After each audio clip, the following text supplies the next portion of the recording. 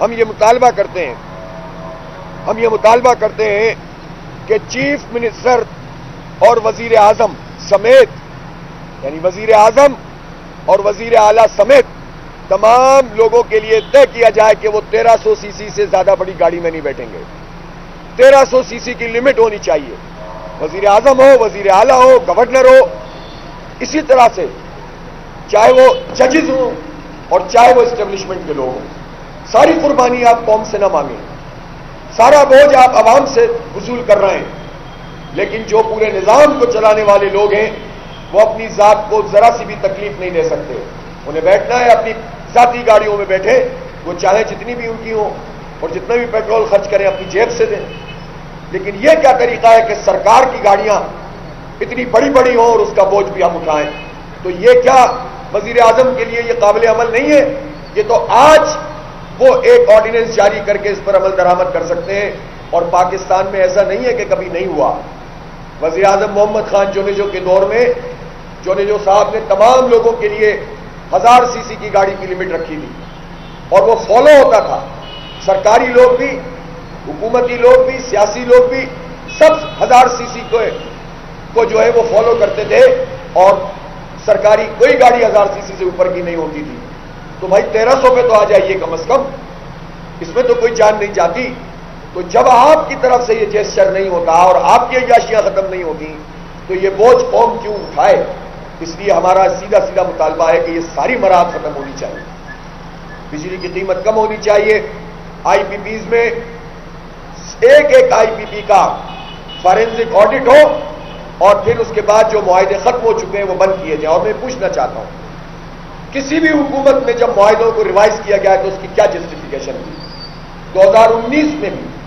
معاہدوں کو ریوائز کیا گیا اور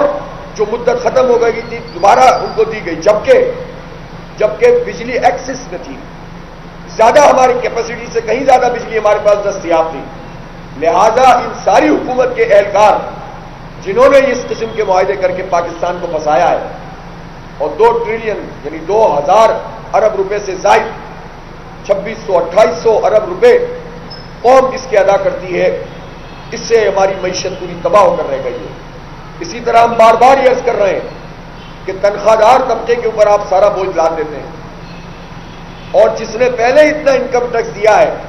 اس کا سلیب مزید سخت کر دیا، اور اس کے نتیجے میں پروفیشنل لوگ پریشان ہیں، اور ٹرین جو پہلے سے ہو رہا ہے وہ مزید بڑھنے کا امکان ہے۔ اس سے پاکستان کی معیشت صحیح نہیں ہوگی، ادھر سے ٹیکس لیں گے ادھر سے معیشت تباہ ہو جائے گی۔ آپ ان تنخواہ دار لوگوں کو برباد نہ کریں، چاہے وہ پرائیویٹ سیکٹر کے ہوں یا گورنمنٹ سیکٹر کے ہوں، آپ ان کی پرفارمنس بہتر بنانے کی کوشش کریں گورنمنٹ سیکٹر کے لوگوں کی۔ اگر آپ صرف زبردستی نچوڑنے کی کوشش کریں گے، کتنے بڑے پیمانے پر پرائیویٹ سیکٹر میں لوگ کام کرتے ہیں، مڈل کلاس لوگ ہیں۔ اس لیے ہم یہ سمجھتے ہیں کہ یہ بھی پھر جو پیٹرول کی لیوی ہے، دیکھیں عالمی مارکیٹ میں قیمتیں کم ہوئی ہیں، آپ نے اس کا اتنا سا امپیکٹ دیا ہے، ابھی اعلان آیا ہے، اور یہ بھی ہم سمجھتے ہیں کہ ہمارے اس دھرنے کی کامیابی ہے الحمدللہ، لیکن یہ بہت چھوٹا سا ہے۔ لیوی ختم کریں آپ، اس کی کوئی جسٹیفیکیشن نہیں ہے، ہم کیوں ادا کریں؟ نااہلیاں آپ کی ہوں، پیسے ہم دیں، اس لیے وہ نہیں ہونا چاہیے۔ پھر ہم یہ بھی سمجھتے ہیں کہ یہ جو آپ نے آٹے پہ، چینی پہ، دال پہ ٹیکس لگایا ہے، دودھ پہ ٹیکس لگایا ہے، ایکسپورٹ پہ ٹیکس لگا دیا آپ نے فکس ڈیوٹی لگا دی ہے، بلوں کے اندر جو ہے وہ چھوٹی چھوٹی انڈسٹریاں اور بڑی انڈسٹریاں، تو انڈسٹری تباہ کر کے آپ کس کا کھیل کھیل رہے ہیں؟ آپ اس طرح کے اقدامات کر کے جب انڈسٹری کو تباہ کرتے ہیں، ہزاروں لاکھوں لوگ، ملینز میں لوگ بے روزگار ہو رہے ہیں، اس بے روزگاری کو کہاں لے کر جائیں گے آپ؟ اس لیے ہمارے سارے مطالبات جینوئن ہیں، عوام کی آواز ہے، اور یہی وجہ ہے کہ ہر گزرتے دن کے ساتھ یہ دھرنا عوامی حمایت کے لحاظ سے طاقتور ہوتا چلا جا رہا ہے۔ اور میں یہ سمجھتا ہوں کہ تمام سیاسی جماعتوں کو کھلے دل کے ساتھ اس عظیم جد و جہد کا ساتھ دینا چاہیے۔ ہماری کسی پولیٹیکل پارٹی سے اور اس کے ورکر سے لڑائی نہیں ہے،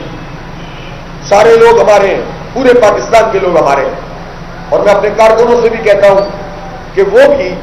آپس میں الجھنے کے بجائے اپنا فوکس حکومت کے اقدامات پر رکھیں اور اپنے دھرنے کی کامیابی پر اور عوام کو اس میں شریک کرنے پر رکھیں۔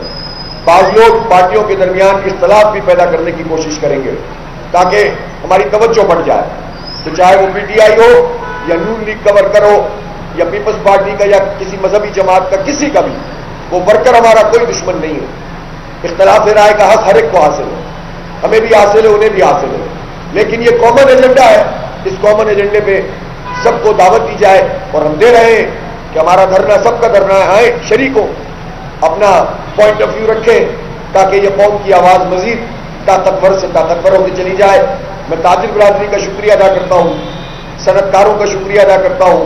جو اس دھرنے میں ان کے عہدیداران مسلسل شریک ہو رہے ہیں، اپنا پوائنٹ آف ویو پیش کر رہے ہیں۔ پورے پاکستان کے تاجروں کو، صنعت کاروں کو، مزدوروں کو، کسانوں کو، طلباء کو، سب کو ہم دعوت دے رہے ہیں کہ وہ آئیں اور اس دھرنے میں شرکت کریں۔ بہت بہت شکریہ۔